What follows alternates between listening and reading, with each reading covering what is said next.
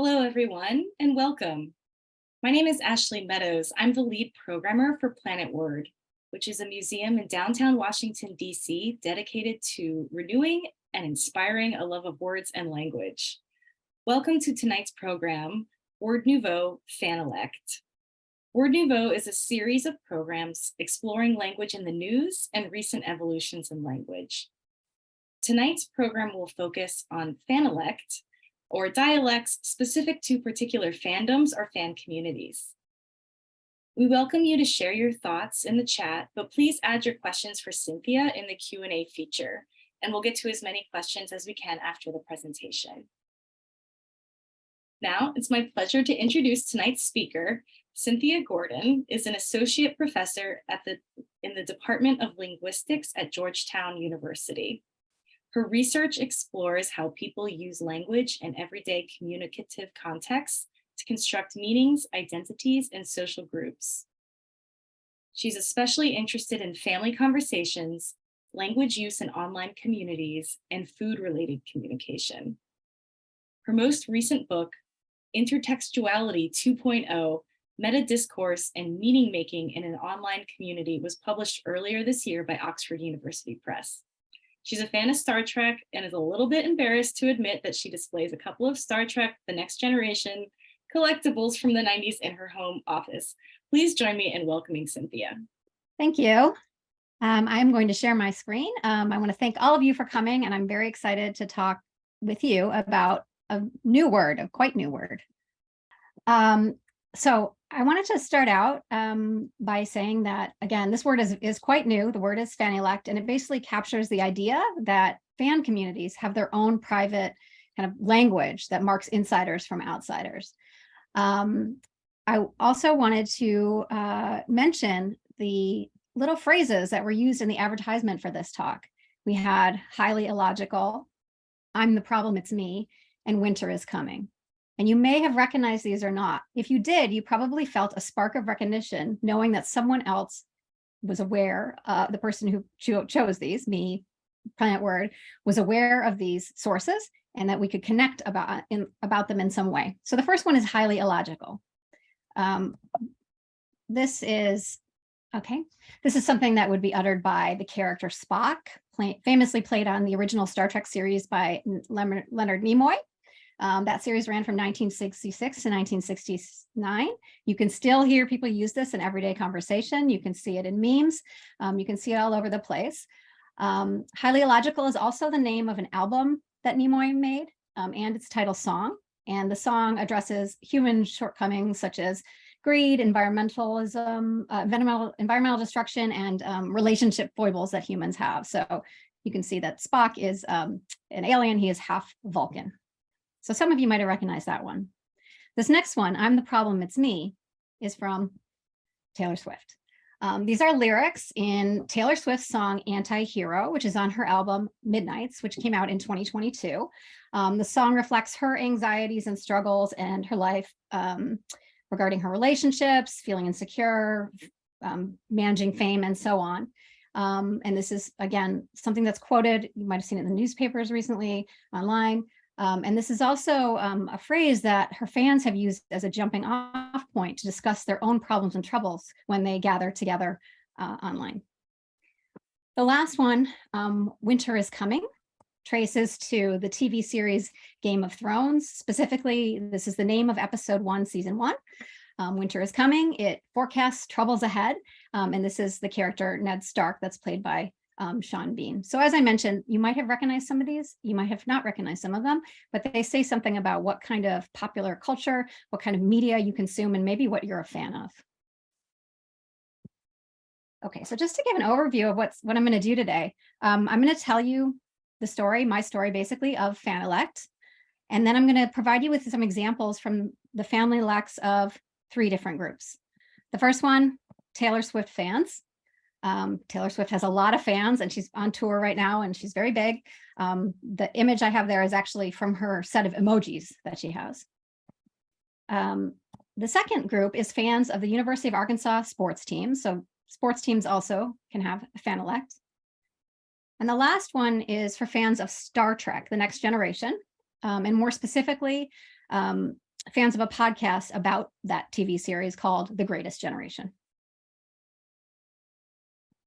Okay, so I'll start with the story of the very new word Nouveau, Fanilect.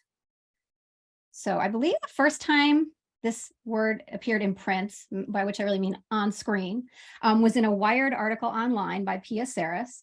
And this was an article that she wrote. She'd contact me and a number of other linguists because she was interested in how senators on the Senate floor were quoting Taylor Swift lyrics when they were talking about the Ticketmaster sort of situation that was going on. So she wrote this, we talked, and she wrote this article called "Quoting Taylor Swift Lyrics is an Actual Linguistic Thing. Call it a Fanilect." And so this is the word Fanilect. One reason that Pia Saris had contacted me was because she knew about my work on small group communication and specifically family interactions. I had written about the idea of a Fanilect with an M. And this is the idea that families share a private language that kind of binds them together and separates them from other people. And this idea that groups of people are bound together because they share a language that they speak and understand is what underlies this idea of Fanilect as well. So she wrote, one of the things she wrote in this article is that if families share a Familect, this family private language, then Swifties, i.e. fans of Taylor Swift, might speak a Fanilect. There is scholarly work underlying this. I just want to mention it. This is based on a theory called intertextuality. The term was coined by Julia Kristeva. And this is basically the idea that all texts and conversations are made up of bits and pieces of other texts and conversations. And we make meanings by taking old language, putting it in new contexts, seeing connections, and that's how we create understanding. This also builds on the work of Pete Becker, who was a linguist, who observed that social groups seem to be bound primarily by a shared repertoire of prior texts. In other words, if we know all the references, if we know the history of a word's use, we know exactly what it means, we can share that with other people. That marks us as being members of the same group. Okay, I want to dive a little bit deeper into the background of this term. So start with dialect, then go to familect or familect, and end up with Fanilect with an N. You can see I've used bold font here to draw attention to the fact that to differentiate, because Familect with a M sound and Fanilect with a N sound very, very similar. So I want to start with dialect. This is a term that's widely used in linguistics. Linguists have been studying dialects for a long time. This is a word we also use in like general conversations. But linguists, Wolfram and Natalie Schilling call a dialect, they define a dialect in a broad way by just describing it as a variety of language which is shared by a group of speakers.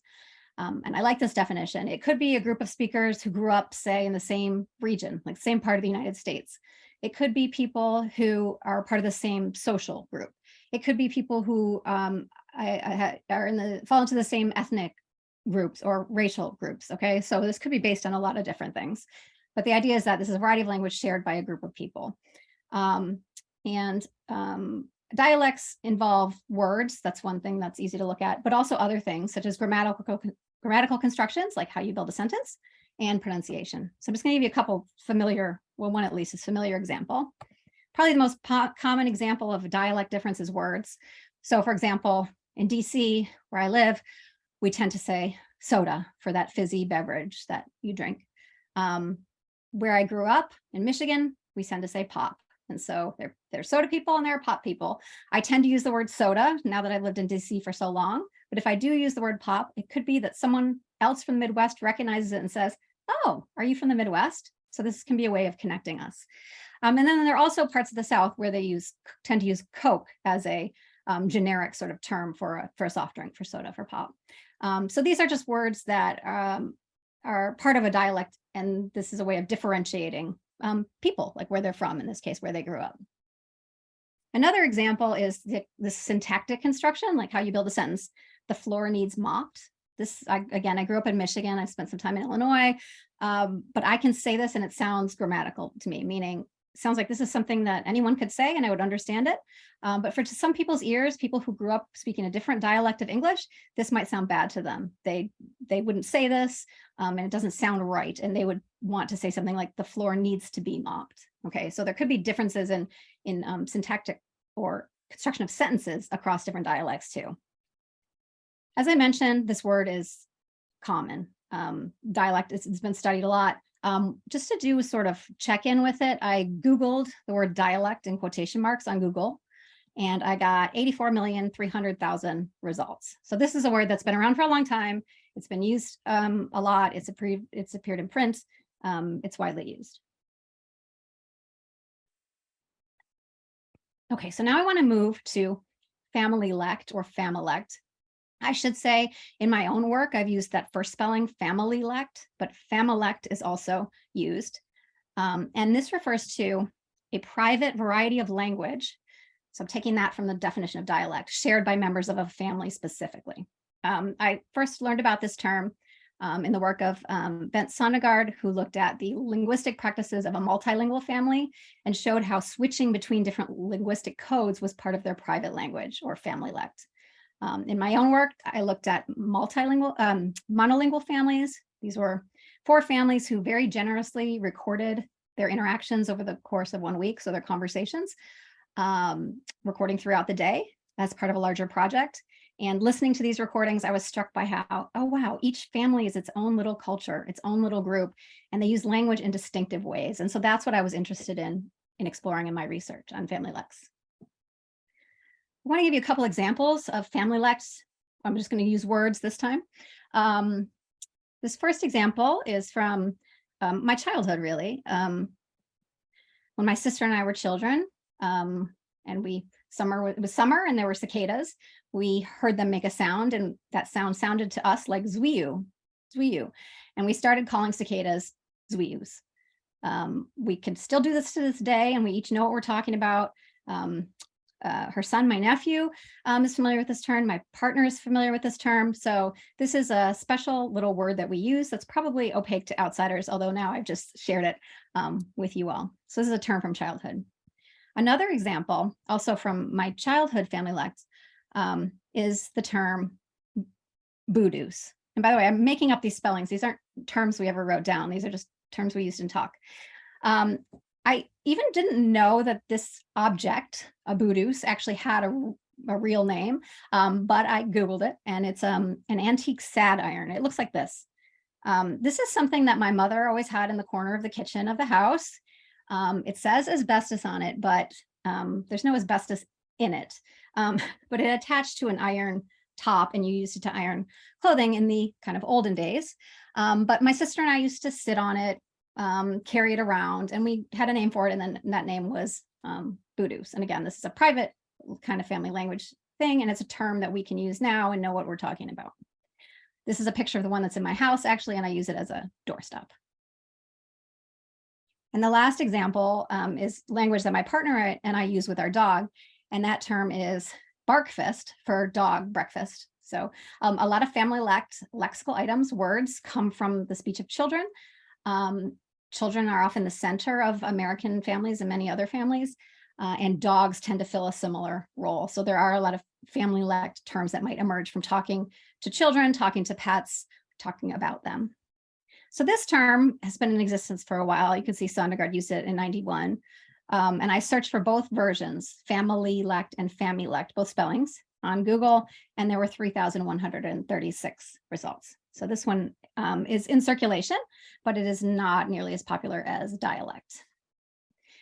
The last category here is fanilect with an N, that last column, and extending on familect. This is a variety of language shared by members of a fan community. It could be fans of a celebrity. It could be fans of a sports team. It could be fans of a TV show. This term is new. As I mentioned, I believe that Wired article was the first place this appeared in print or on screen, I guess. And when I Googled it, I got 2,640 results when I Googled the term in quotation marks. I think a lot of those hits are because Planet Word advertised this talk so effectively and on different social media platforms and around the internet. So that's fanilect. So it is quite a new word, just, first time in print, to my knowledge, this past February. I want to say a little bit more about getting from this idea that families have a private language, familect or familect, to the idea that fans have a private language or fanilect, so I can explain to you exactly where this term came from. So I was talking to this journalist from Wired when we talked on Zoom, when we talked about my work on Fanilect, and we talked the idea that fans might have a private language. But it was on Zoom. And you have noticed by now, and one reason I use underlining is because Fanilect and Fanilect sound very, very similar. And so I wasn't sure that I was hearing what she was saying each time. So I actually was kind of worried about it. So I sent a follow-up email to her. So this is the email I sent to her. Hi, Pia. It was nice speaking with you today. Just a quick follow-up.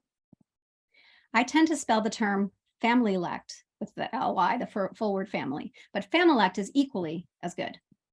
I realized you could talk about a group of fans speaking a Fanilect, or as a humorous question mark play on Fanilect, and that's the term that Pia Saris went with. I wasn't sure which term you said on the Zoom, but I wanted to let you know my thoughts there. Either way, the term would capture that a group of people who form some type of community, in this case, a fan community, have their own private language that isn't readily understandable to outsiders. So it's kind of interesting that part of the way that this term emerged is through conversation and follow-up emails through kind of with something that might have been like a misunderstanding, the term itself, although the idea is something that's based very firmly in research. So I want to provide next some examples of Fanilects.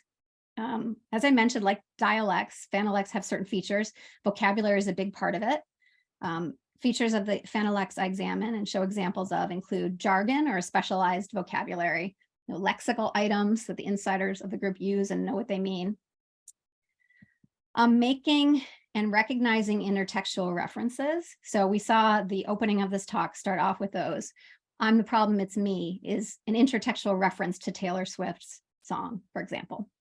And some people recognize that and some people don't.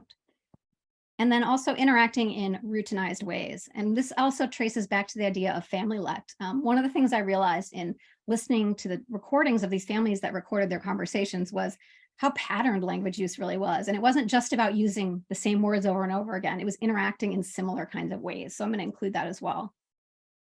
And then Fanilects also include multimodal forms of communication. For example, gestures. When words are coming out of our mouth, when we are speaking verbally, we're doing things. We're doing things with our eyes. We're doing things with our hands. And you'll see some examples where the way fans communicate not only includes words, but also multimodal, like other gestural and other aspects of interaction communication. Okay, first example, fans of pop artist, extremely well-known, very, very popular, very, very successful, Taylor Swift. The fans are called Swifties. This title alone shows that the fans see themselves as a distinctive group. You're either a Swiftie or you're not a Swiftie. And others also see them this way. I know what a Swiftie is. I like Taylor Swift, but I don't think I'm a big enough fan or part of the fan community enough to be a Swiftie. But there was an article in the Washington Post about how fans of Taylor Swift who couldn't get tickets to her concerts, which had been very difficult to get tickets to, got jobs at concert venues so they could see the show. And this was the accompanying image. So I want to start with this. So the little radio that this hand is holding is standing in for the idea that these people are getting jobs at concert venues. But there's other communication that's happening here. First of all, we see this number 13 painted on the hand of this young person. And also we see these bracelets. So the number 13 is actually Taylor Swift's lucky number, reportedly. It's the name of an album, and it's a recurrent Easter egg. In other words, a little message that she tends to hide in lyrics, in her social media, in different places. So her fans look for these. She used to paint it on her hand before concerts, although she doesn't do that anymore. And it emerges in these different places. So for example, on her album, Midnights, it includes 13 songs, 13 tracks, which seems unexpected because Midnight, number 12 is much more associated with midnight. So her fans noticed this and got excited about it. So this 13 is communicating something to Taylor Swift fans. If you're not a fan, you might think, oh, it's, pretty to paint your hand before a concert, but you might not know the full meaning of that. The second thing here is these friendship bracelets. They're very colorful. You can see they also have little white beads that have letters on them. And these are communicating fandom as well. Fans often spell out lyrics, song titles, maybe the number 13 and other things on these bracelets. They trade them at concerts, make them together and so on. So these are ways of communicating Taylor Swift fandom. So these could be thought of as a multimodal aspect of a Fanilect. Okay, so fans of Taylor Swift and other fandoms communicate not only like when they see each other in person, but also online. And online is a really big source of data if you're interested in the language of fan communities.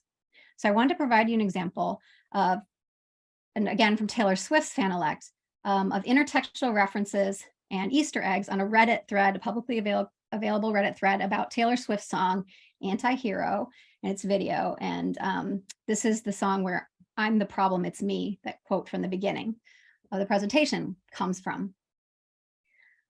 So let me start. This is just taken from the middle of the thread. Again, just all about this song Anti-Hero, its lyrics, its video, and so on. This poster writes, "Not sure if it's been posted here yet, but did anyone notice how she, Taylor, dragged out the S sound around at 2 minutes, 53 seconds of the video of the song after saying everybody agrees?" Thinky face emoji. Is it alluding to a sound a snake makes? Because once upon a time, everyone called her a snake. And then there's a snake emoji and a mind blown emoji. So I want to start with this snake. This is noticing that this hissing sound in the snake that that Taylor seems to make here. And this relates to the fact that previously Swift was called a snake in the past by another famous person. And this was an insult that Swift, an insult for Swift. Swift around the same time was also spammed with tons of snake emojis. So that snake emoji that you see on her social media. So she subsequently kind of like adopted this. She integrated snake imagery into her performances and videos. And this is kind of a way of regaining power. So her fans here are seeing this as a little Easter egg to remind them of their shared history with Taylor Swift and her lyrics and so on. The response to this came here to find this. It just dawned on me that she did this on purpose, and it 100% sounds like a snake hissing. What a mastermind. So here we see, again, the snake. This is confirming the understanding of the first fan. And we also see the idea of mastermind. And I think this also goes back to something the first fan alluded to, which is this mind blown emoji.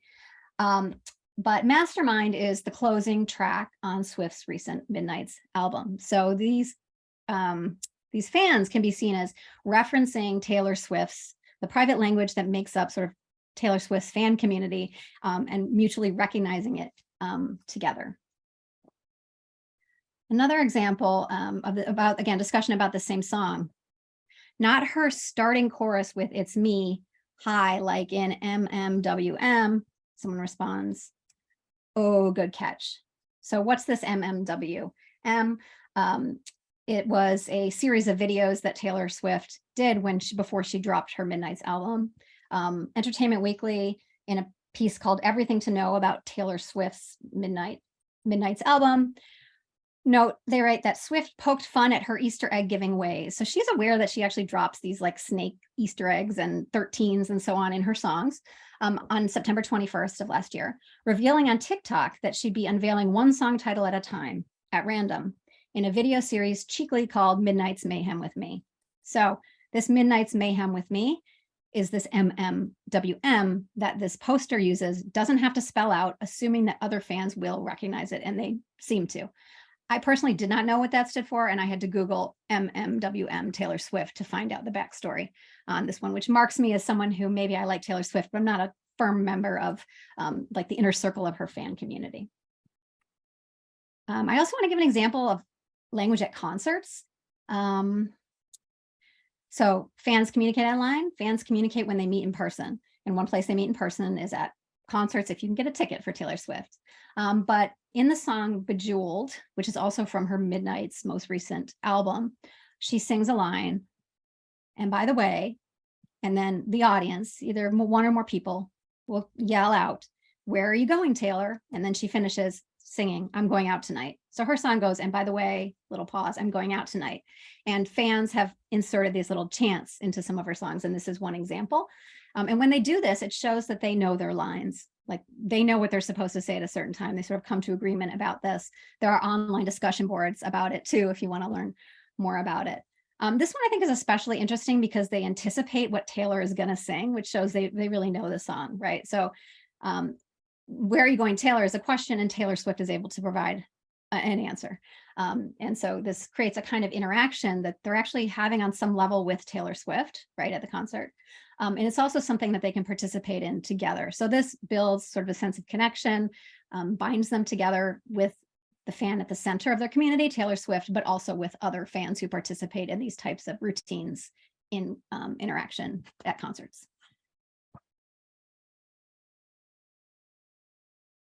Now I'm going to completely switch gears for an example of a sports team, Fanilect.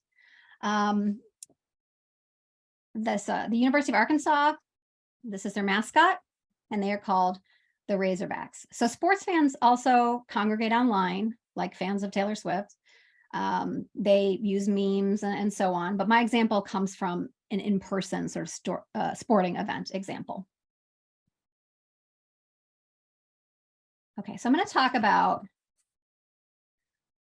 the routinized, like the patterned use of language, also paralanguage. And these are things like the musical aspects of language, like how long a sound is drawn out, or the volume, or the pausing, and also gesture. A lot of gestures happen at sporting events. So last year, I went for the first time to a University of Arkansas men's basketball game. And I saw things, and I'm generally a college sports fan. I've been to events, but I saw things here that I did not recognize, having never been to a game before of this team. I saw people slowly putting their hands up and saying, woo, multiple times. I saw people, after doing that, pumping their fists and saying words that I couldn't understand what they were. This marked me as an outsider. I didn't know exactly what was going on. And this GIF captures, these two GIFs or GIFs capture some of the movement, but not all of it. But anyway, I felt, momentarily like an outsider until it was explained to me what this is, and so on. And then I could kind of do the cheer. You'll see, it's a little bit complicated. An interesting thing about this is that the University of Arkansas, like many colleges, wants to attract fans, wants to attract students. And so I was actually able to learn more about this on their webpage, which is called Arkansas Traditions. And you can see the people are doing the woo here. And here's, under that, it actually talks about how to do that cheer or that chant that I just showed you clips of. So this is the visual that they provide very helpfully, right? And this is a way of saying, like, we're a private community, but we want to invite you in. We want you to know this cheer. We want you to be fans with us. So this is what it says under along with this picture. The hog call is one of the most recognizable chants of all sports. Here are the basics. So this is called a hog call. This thing has a specific name. And so people are saying, let's do the hog call or do the hog call. Insiders know, fans know what that means. So here are the instructions. Raise your arms above your head during the hog call, yell woo, and wiggle your fingers for a few seconds. Actually, it's more like woo. So there's, like I said, there's a paralinguistic aspect to this. If you just yelled woo really quickly, you wouldn't be doing it right. Next, bring both arms straight down with fists clenched while yelling pig. Then extend your right arm with the sui. Repeat these steps 2 more times and finish by yelling Razorbacks, like this. Woo, pig, sui. Woo, pig, sui.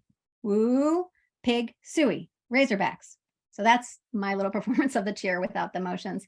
And of course, this all relates to the fact that a Razorback is a type of pig or hog, which is, one reason I was in the stadium, in the venue, not understanding what was going on. I didn't know why they were saying sui. That this is not necessarily something that outsiders could easily understand, but it's the hog call. So again, this is a way that fans can come together in person, use language that they all know and understand. They recognize the source of it. And it's a way of bringing them together. And also, like, coaches do this and players. And if you look on YouTube, you can find various iterations, for example, of different people doing calls like this one. And of course, many other sports teams have their own calls as well. A different kind of Fanilect.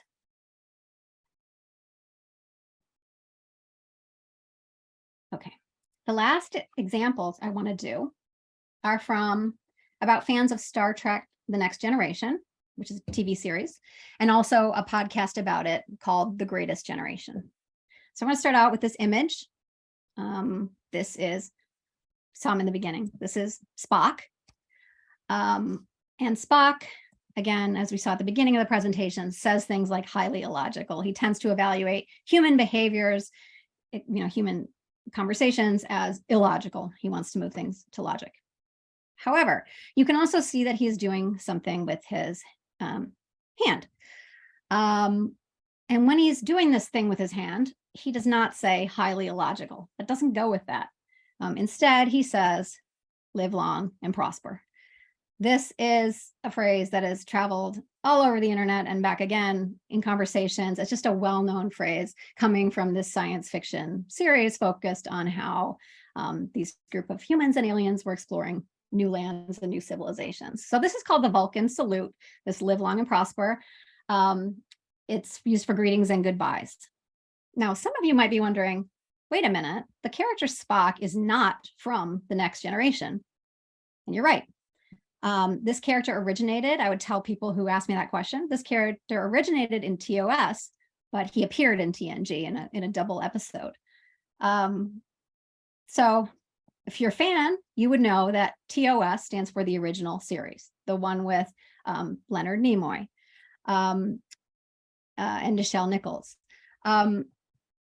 He appeared in TNG, Star Trek: The Next Generation, the second iteration of the show, different part of the Star Trek universe that occurred in the 90s. So for a moment, maybe some of you are like, I don't know what TOS is. I don't know what TNG is.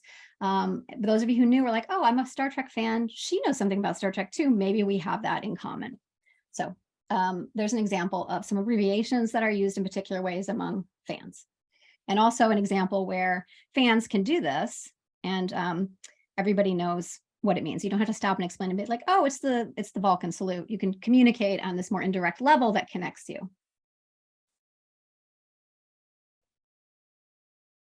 Now, the Star Trek universe is huge. There's many series, there's movies, there's many smaller fan communities within the Star Trek universe. And I'm interested in, this is a podcast I listen to called The Greatest Generation, which is a podcast by Benjamin R. Harrison and Adam Pranica. And they open each episode by saying, this is a podcast, quote, by two guys who are a little bit embarrassed to have a Star Trek podcast. So you might have noticed when I was introduced, it was mentioned that I was a little bit embarrassed to have these Star Trek figurines behind me in my office. And that relates to this. So that was an intertextual reference to this. And so if you're a fan of the podcast, you might have recognized that. This is a very popular podcast. Again, it's for this first part of the podcast, they watched Star Trek: The Next Generation. This was a show that aired from 1987 to 1994. There's some really excellent episodes. There are some really awful episodes. But again, it's exploring space in the future, humans, aliens, and so on. There's some nostalgia that the hosts have, which I think makes me like it because they watched this as children. I watched it as a teenager. But they bring a lot of humor, sometimes kind of gross, irreverent humor. They also bring some sincere discussion of the film and video technology, acting choices, and so on. So this started in 2016, and I've listened to the entire first season of this, of The Greatest Generation. And I've also listened to their second, well, it's not a season, but I've listened to The Greatest Generation, the review of that, and then also listened to the Deep Space Nine one. So I've listened to a lot of this. So I'm a member, I would say, of the fan community, but I'm very far behind. I haven't watched some of the other series that they review, and Star Trek keeps coming out with new stuff, so I can't keep up. I have attended a live show in DC, so that gives me a little more added insight into this. There's a Facebook group, which I don't participate in. There's a Reddit group that I don't participate in. And there's also some meetups online and in person. And what's interesting about this, and one reason I want to talk about this, is because this is a podcast that invites new fans and new listeners. So they're very aware of this Fanilect language that they have, and they talk about it. So this is their page on Maximum Fun Network where they are. I know you can't read the print because it's too small, but I wanted to highlight part of it. This is a episode that they posted called, in parentheses, it says, "Welcome to the Greatest Generation." So they acknowledge the fact that there might be new listeners who want to join in but don't understand what's going on. So just make this text big here. For the first time ever, we're trying to make it easy for new listeners to understand what the F we're talking about on The Greatest Generation. In this special episode, we go back through the archives of our podcast and trace the origins of some of our favorite running bits. These are little routinized jokes they do, and break down some of our most obscure jargon. So this shows awareness. They have a jargon that other people aren't going to understand unless they're members of the fan community. And so they're offering this as a chance to explain that to new listeners so they can also come inside, like join the community. I did want to point out something interesting here is they call the listeners new listeners. And this is interesting. They have a sort of, I don't know, habit on the show. They don't call longtime listeners, they call them viewers. It's just a little bit they kind of do. And so this is saying like they decided not to use viewers here because they're not viewers of the show, or they're not viewers of the podcast. You don't have viewers of a podcast. So this is a way, again, acknowledging like, we don't want to use viewers here because people from outside the community won't understand why we are doing that. I also wanted to show you an example from from a Reddit, again, publicly available Reddit thread. And this shows the use of jargon, again, lexical items, words, intertextual references, and also a routinized pattern of interaction. And this is on a Reddit thread about the best Star Trek podcasts. So this is not a group of Greatest Generation podcasts, specifically fans coming together. It's just fans of Star Trek who want to advocate for the podcast they like, who want to learn more about Star Trek podcasts. So participants might or might not be fans of the Greatest Generation podcast. Okay, so here's a post. This person says, this person says, yet another vote for Greatest Generation podcast for classic stuff. TNG, DS9, currently Voy, and their greatest Trek for all the new stuff. Love to spend 2 hours a week with these guys on the USS Hood. Best boss I ever had. There's some stuff you might not understand. I'm going to use that green box to explain it. But first, I just want to point out that this is common among Star Trek fans. TNG stands for the series The Next Generation. DS9 stands for the series Deep Space Nine, and Voy stands for the series Voyager. So this is an abbreviation that Star Trek fans of many stripes use and recognize. Okay, but there's this other stuff. And then another person replies, a fellow friend of DeSoto I see.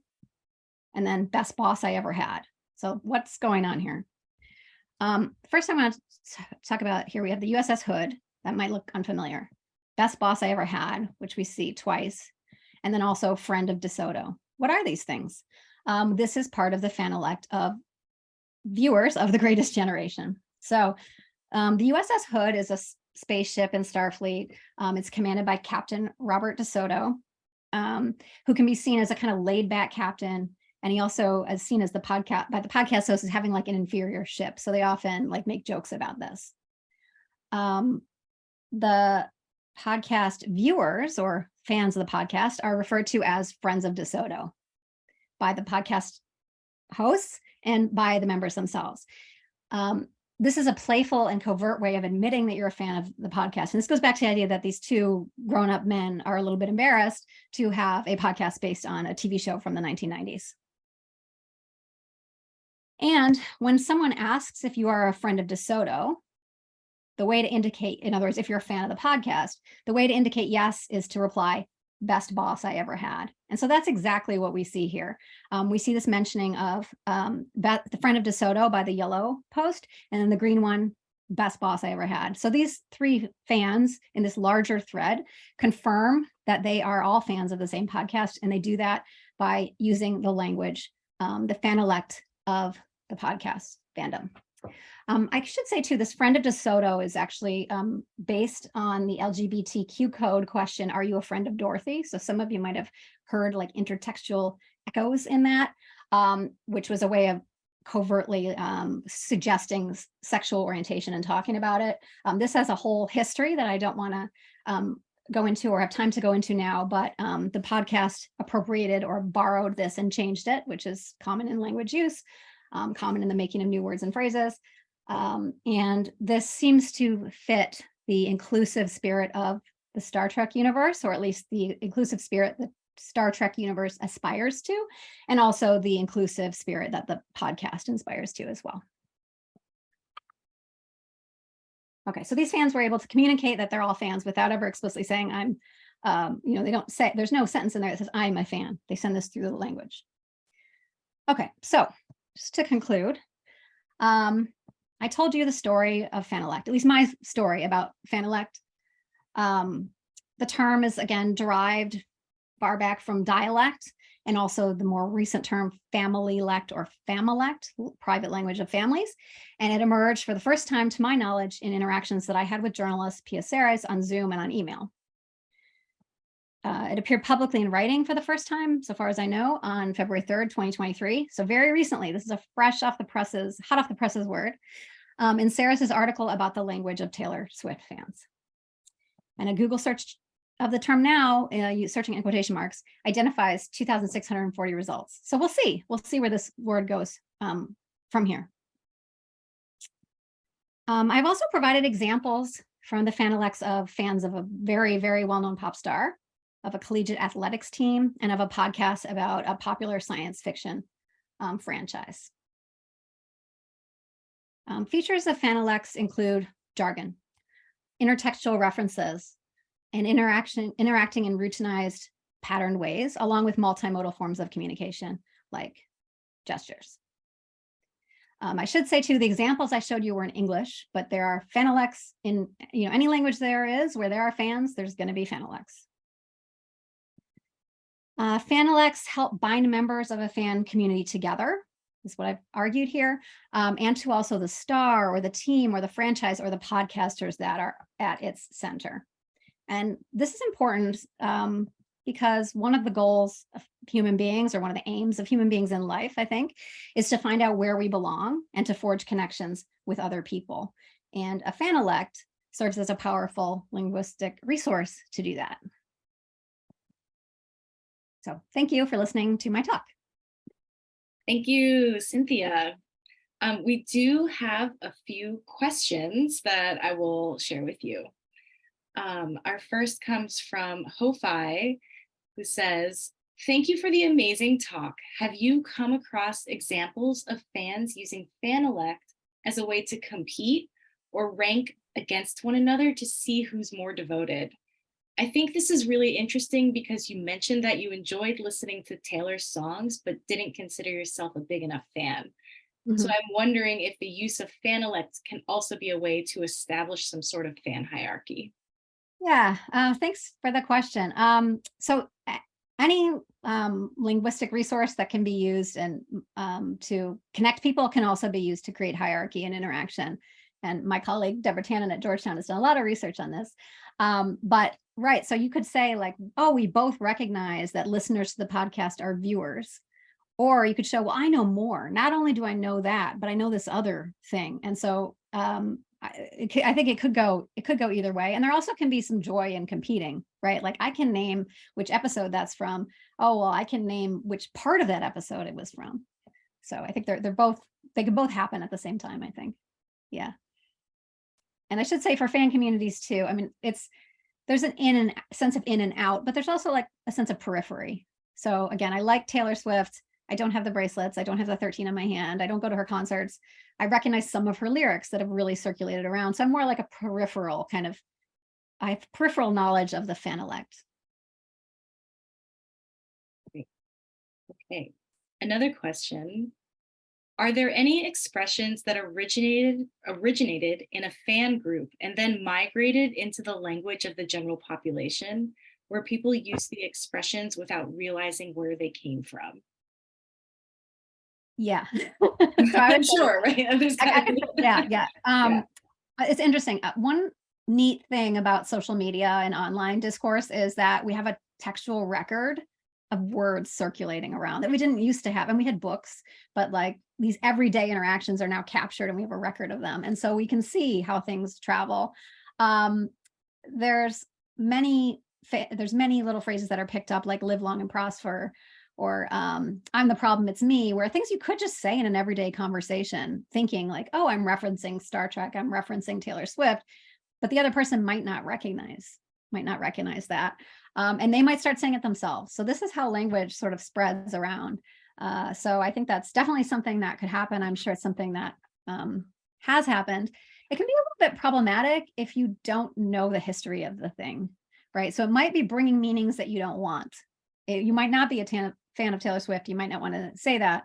It might have been used in a context that you don't fully understand. But this does certainly happen. And I'd say it's a pretty common phenomenon of things that are used by a small group. And Taylor Swift is a great example of this. Her like little pieces of her lyrics have just been, they're like in the Washington Post like every day this summer. It's really amazing. So that could be that I read this enough times where I just say like, I'm the problem, it's me, without, thinking about it. And it could just, spread among the different communities that I'm a part of as well. That's great. If I'm unsure about something, I check before I write it. That's good. In an email or a social post. I'm like, yeah. I want to say this. I think this is communicating the sentiment that I would like to share. But yeah, certainly. Okay, we have another question from Erica. Can you explain the terms sociolect and how it differs from dialect? Is the word idiolect in common use? So yes, so there's a lot of lect, L-E-C-T terms. Dialect, when it's used, is most usually used to talk about like region of origin. So like the pop soda example is pop soda Coke example is like a classic example of a dialect differences at the word level based on like region of origin. But sociolect kind of expands to make more specific. That can be about any kind of social group. It doesn't have to be about region of origin. It can be about gender. It can be about family. It can be about tribe. It can be about village, and so there are all these other options. So some people use sociolect as a more kind of general kind of term. And then idiolect is like the language, like the unique language that every person has is an idiolect, right? We all have certain things that we say that make us unique. We all have our own unique conversational style and way of speaking. And so another interesting study is how does one person use language in all the contexts of their life? How do they use language? So these terms are all interconnected. I took a pretty broad understanding of dialect. I'm just really interested in this phenomenon that by using language similar to how other people use language, by recognizing features from it, you're saying in this indirect way, hey, we're in the same group, we're connected. Okay. Jack asks, or says, this is such a fascinating topic. I wonder to what degree you feel constructed languages spoken by fans, specifically for TV, movie, and literature fandoms, influence Fanilects and vice versa, e.g. Klingon and the wider Star Trek and or Conlang fan communities. Thank you. Yeah, so there is this amazing phenomenon of some people who create fictional worlds, create actual languages, and Klingon is a classic example that go with them. I don't know any Klingon. I do know one of the food items is called gach, because I know that. But so it is possible that, and something from one language, whether it's constructed or not, might creep into another. So it could be that a fan language starts like a Star Trek Fanilect would encompass some words of Klingon, and those words would then become like English words, which is pretty amazing. I think it speaks to human creativity and really the creative ways of stretching language. There's also phenomena such as like fan fiction, and that also sometimes actually go back and sort of reshape the understanding of the original or what certain things kind of mean. And I think that's a related phenomenon that's interesting as well. Thank you. Okay, another question asks, would you use Fanilect for generational phrases used by each new generation coming up? I'm from the 60s, so words and phrases I use are too old to be understood by current populations. Yeah, so I don't think that, well, this is interesting. I think there is a connection between fandom and generation. So one reason that I like this Greatest Generation podcast so much is that the hosts are similar to age in me. Like they watched Star Trek when they were young. They reference The Simpsons, other things that I'm very familiar with as a member of Generation X. And so, yeah, there could be a pattern of language use that's connected to a generation. I wouldn't call it a fanlect necessarily unless it's focused on a fanelect, unless it's focused on a particular fandom. It could be I don't think there's a word for it now, but generation-lect, right? Like there's some way to come up with a new term for that. And yeah, every generation has one of these, and every generation has it where the next generation doesn't quite get certain things for sure. And there may be folks that maybe are fans of TV shows or movies or franchises that were popular in different times, and at that time spoke a Fanilect amongst their Yeah. peers. Um, And now don't. Yeah, and there's also now our media, like our social media and our entertainment media. We're not sitting down together and watching shows together. So you have your own show in your ears and your own show in front of you. And so it's connecting different people in different kinds of ways. And you might not have the live watching experience with others, but you can connect with them online and talk about the show and develop a Fanilect that way. okay, another question. In your recent book, you talk about meta-language. It appears that meta-language, or using language to talk about language use, is also part of fandom. In other words, fans discuss Fanilect. I think that's right. Yeah. I guess it's not a question. That was in the chat, but it seemed Okay. maybe. Yeah, it's an interesting question. I think right. So one of the things I noticed is that there is a lot of communication about Fanilects, right? Like the reason I was contacted in the first place by this Wired journalist is because, hey, people are using like Taylor Swift's words in kind of interesting ways. So they meta communicated about that to me, and we communicated about it. I think anything that's trying to like invite new fans might be kind of open and saying, here's a special word we use, here's a special cheer we have, to kind of invite other people into the fandom. And sometimes that can be just happen in an indirect way where you might just say, so for the podcast example, I'm a longtime viewer instead of a listener. And you could just say that, and someone who's outside might be like, oh, I eventually get like, that's the term that's used. You don't use listeners for this podcast. That's not how they refer to them. But I could also say, hey, I notice you're a new listener to this podcast. We don't use listeners. We actually use the word viewers, right? And so it could be like explicit meta communication about a particular word, or the idea like, hey, we're Swifties. So Swifties have a good name for their group. We have our own private way, and it's, I should say, it's a big community of Swifties. There could be smaller communities within it, but they have their own way of talking about Taylor Swift, to bring them sort of together, whether they call it a Fanilect or not. Great. Okay, one more question. Are there any resources you'd recommend for looking into this further? Yeah, so to my knowledge, there's not academic. So when I search Google Scholar for Fanilect, it hasn't made it there yet. So I and other people have to publish things real quick to get it there. But there's if you Google the word Familect or Familect, you will get some hits. There's a few general audience books about family kind of words that are out there, where the author would just go out and ask people, hey, what kind of secret words do you members of your family have? So there's some books like that. If you're interested in a more academic way about how repeating words that you hear and how using language in really repetitive sort of patterned ways that create intertextual connections, my colleague Deborah Tannen's book, Talking Voices, is an academic treatment of that. But once you start noticing these things, you can go online, because again, textual records are there, and look and actually see these patterns emerging, whether it's uses of words, whether it's, uses of particular spellings, and you can actually see the community kind of forming around how they use language. It's pretty amazing. That's great.